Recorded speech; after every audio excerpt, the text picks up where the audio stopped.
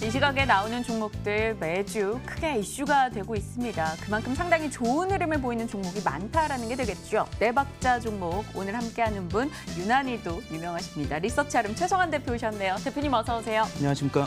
네, 대표님 말씀 주신 종목들 흐름이 너무나 좋아서 자주 저희 방송에서 많이 거론이 되는데요. 오늘은 또 어떤 종목일까요? 열어보겠습니다. 전기 택배차 등에 업고 주가도 싱싱 DIC 네, 이야기 나눠보도록 할게요. 정부의 전기차 보급 확대 정책에 관련해서 수혜 기대감도 상당히 많은데요. 이번엔 전기 택배차? 이건 또 뭐예요?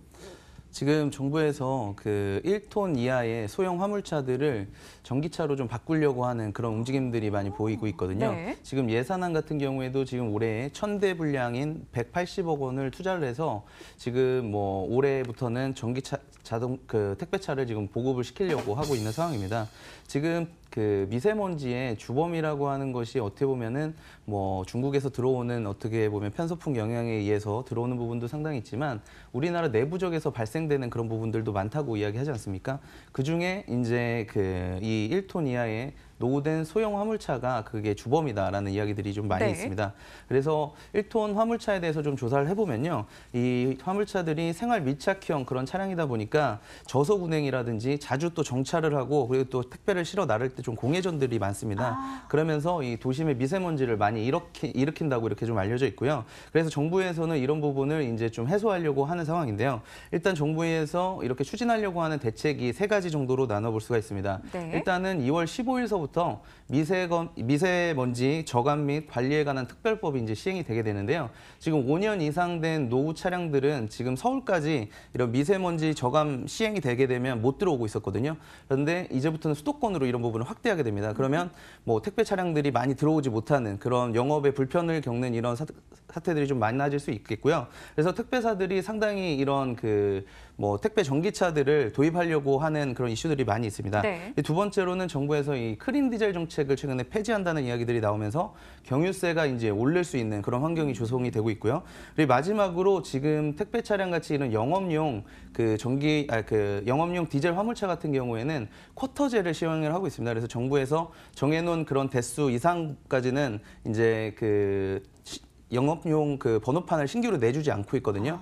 그래서 이런 부분들이 지금 포터나 봉고 차량들을 영업용으로 구입하게 됐었을 때 이제 권리금이라는 게 붙게 됩니다. 그래서 대당 지금 1,500만 원에서 2,000만 원 정도 사이에 출고가 되지만 이런 영업용 번호판을 갖기 위해서는 2,000만 원에서 2,500만 원 정도 이렇게 권리금을 내야 됩니다. 네. 그래서 지금 택배 회사들은 기존의 화물차 구입하는데 3,500만 원에서 4,500만 원 정도의 대당 자금을 소요를 하고 있는데요. 전기 화물차로 이걸 바꾸게 되면 어떻게 보면은 출고가는 비싸지만 정부의 보조금들이 2천만 원가량 나오게 됩니다. 그래서 권리금을 내는 그런 차량들보다 상당히 저렴하게 상품을 구입을 할 수 있고요. 그리고 아시다시피 전기가 아직은 디젤보다 훨씬 싸지 않습니까? 네. 그래서 일일 디젤 사용량이 한 5천 원 정도 수준이라고 해요. 택배 차량들이. 그런데 이제 동사의 전기 화물차 같은 경우에는 1,000원 수준에서 일일 운행 비용을 뽑을 수 있기 때문에 상당히 저렴한 그런 차량이다라고 보시면 될 것 같습니다. 알겠습니다. 지금 이 종목을 둘러싸고 있는 업황 변화 혹은 정책적인 이슈들에 대해서 좀 자세히 이야기를 해주셨는데요. 그렇다면 이 DIC가 어떤 사업부를 영위하고 있는지 자동차 중장비 부품업체 정도로만 알고 계신 분들이 많으실 거거든요. 네. 어떤 포인트에서 이번 이 전기 택배차를 등에 업었다라고 얘기하시는 겁니까?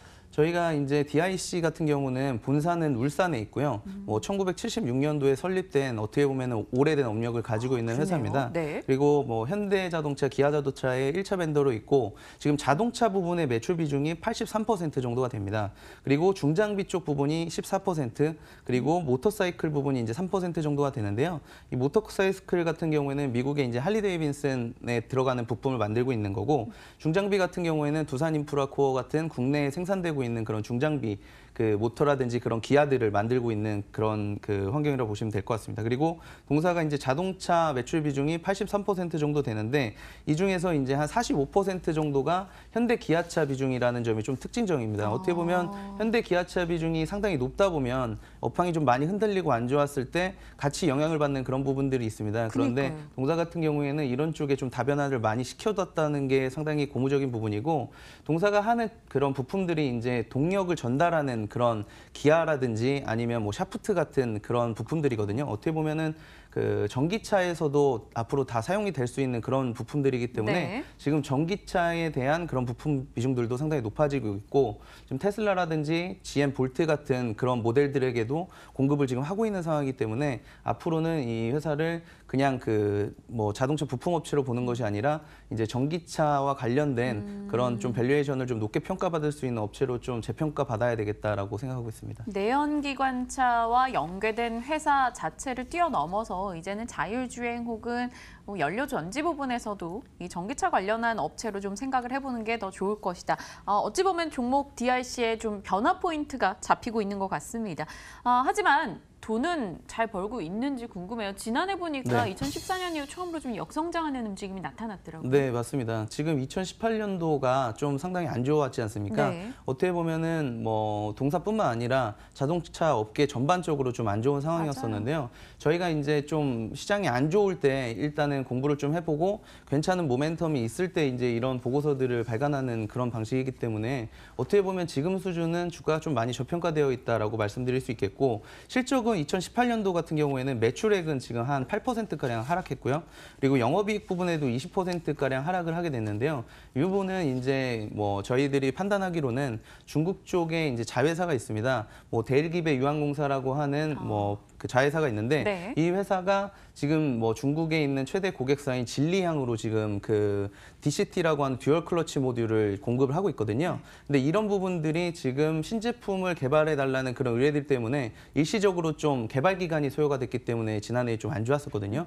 뭐 중국 쪽 매출이 40%가량 뭐 감소하는 그런 모습들을 보이면서 안 좋아졌는데 올해 같은 경우에는 지금 매출액은 7천억 정도 수준으로 한 23% 정도 확대될 것으로 보고 있고 네. 영업이익 같은 경우에는 50% 이상 그러니까 영업이익 400억 원 이상을 저희들은 좀 예상하고 있습니다. 그런데 이런 부분들이 이제 올해 같은 경우에는 뭐 자동차 부품 시장에서 어떻게 보면은 우리가 뭐 살아남은 그런 회사들이 더 좋은 수혜를 많이 받는 서바이벌 이펙트라는 효과라고 하지 않습니까? 그래서 이런 부분들이 나타날 수 있는 그런 뭐 해가 될 수 있다라고 말씀드릴 수 있겠고 어떻게 보면은 지금 현대 차량 그 신차들이 펠리세이드라든지 아니면 제네시스 같은 신차들이 지금 반응을 상당히 높게 평가받고 있지 않습니까? 네.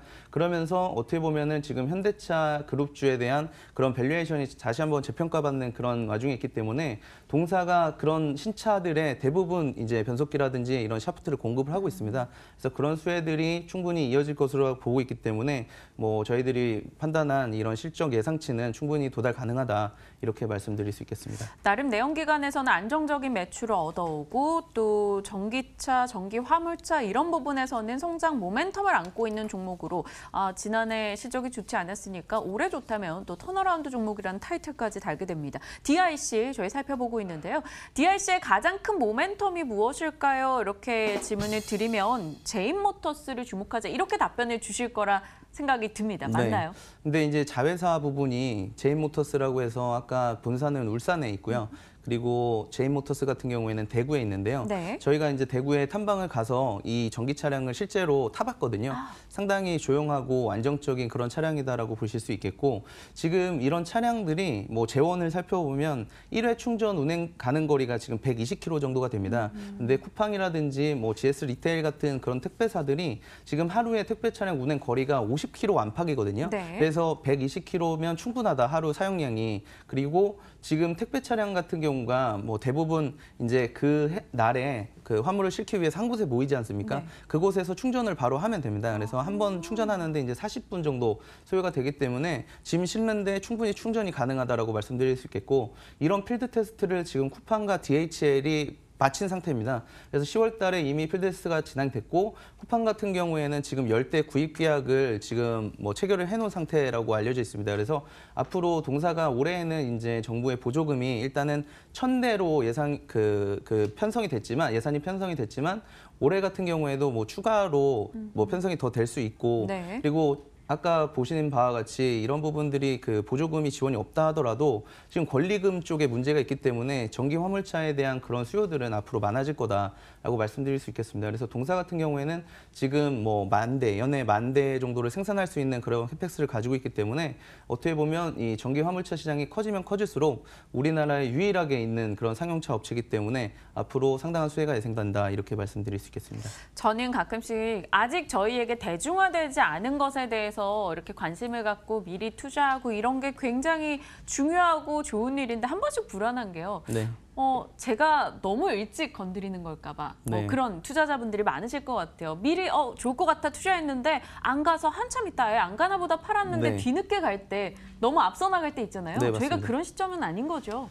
그런 것 때문에 상당히 지금 우려감이 많이 계시는 것 같아요. 네. 오늘 같은 경우에도 시초가의 흐름들은 상당히 좋았었는데 지금 주가가 좀 많이 빠져 있는 상태거든요. 이런 부분들이 어떤 것 때문에 그러냐면 동사의 이런 전기 화물차에 대한 이슈가 지난해서부터 있었습니다. 원래는 지난해에 이 환경평가가 마무리가 되고 보조금이 지원이 됐어야 되는데 네. 이런 부분들이 지금 지연이 되고 있으면서 뭐 상용차가 나오지 않기 때문에 여태까지 이런 밸류에이션 평가를 받지 못하고 있었거든요. 네. 그렇기 때문에 그 전에 사놨었던 뭐 연금이라든지 아니면 뭐 기관 같은 쪽에서 지금 15%가량이나 가지고 있는 상황이거든요. 그래서 그런 부분들 물량이 지금 나오고 있는 상황이다라고 말씀드릴 수 있겠고 저희는 2월 달에 분명히 이 전기 화물차에 대한 그런 환경부 인증이 나면서 보조금이 지급될 거라고 예상을 하고 있습니다. 그렇기 때문에 2월 달까지 이런 모멘텀이 살아있고 어떻게 보면 3월 달까지 미세먼지에 대한 이슈들은 꾸준히 거론이 될 거기 때문에 이런 전기 화물차에 대한 이슈들은 뭐 앞으로도 지속될 거다 이렇게 말씀드릴 수 있겠습니다. 그렇다면 지금 7,000원 초반입니다. DIC 상당히 많은 부담을 안고서도 이 종목에 대해서 긍정적으로 지금 타이밍 이야기를 해주셨다면 어느 정도 가격 라인까지 보고 계신 거예요? 저희는 지금 예상 실적 기준으로 해서 PER 15배 수준인 1,700원 정도 수준을 적정 주가라고 예상하고 있는데요. 동사의 주가 모멘텀 같은 경우는 이제 전기차, 완성 전기차를 만들 수 있는 그런 메이커다라고 말씀드릴 수 있겠고 이런 부분들이 앞으로는 해외 시장까지 진출이 가능합니다. 제가 이제 필리핀에서 좀 살다가 왔었는데 필리핀에 이제 지푼이라고 하는 그런 포터 차량들을 개조해서 네. 마을버스 같이 사용을 많이 하거든요. 근데 상당히 노후돼 가지고 도심에 운행을 못 하게 돼 있습니다. 그런 부분들도 마찬가지로 이제 매연이나 이런 부분들 때문에 그런 경우인데요. 이런 부분들을 지금 뭐 동남아에 있는 그런 나라들을 설득해서 어떻게 보면 이런 전기 화물차를 동남아시아에 보급하려는 계획까지 가지고 있기 때문에 동사에 어떻게 보면 이 제인모터스의 자회사의 성장성을 한번 지켜보신다면 지금 주가 수준은 상당히 좀 저평가되어 있다 이렇게 좀 볼 수 있겠습니다. 알겠습니다. DIC 대표님과 함께 이야기를 나눠봤는데요. 많은 분들이 지금 이 시점에 좀 관심을 두고 계실 수도 있다라는 생각이 드네요. 네 박자 차트 보면요. 실적 이슈 가격보다 모멘텀에 앞으로를 보고 투자를 해야 되는 거겠네요. 네, 맞습니다. 네, 좋습니다. DIC 저희 관심 갖고 추이 놓고 지켜보도록 할게요. 오늘 네 박자 종목 주인공이었습니다. 리서치 아름 최성환 대표와 함께했네요. 대표님 감사합니다. 감사합니다.